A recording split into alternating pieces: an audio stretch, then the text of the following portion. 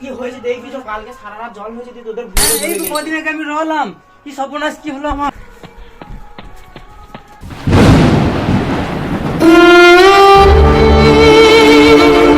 যে ক্ষতি আমার হলো তার দায় কে নেবে, আমার সব শেষ হয়ে গেল রে।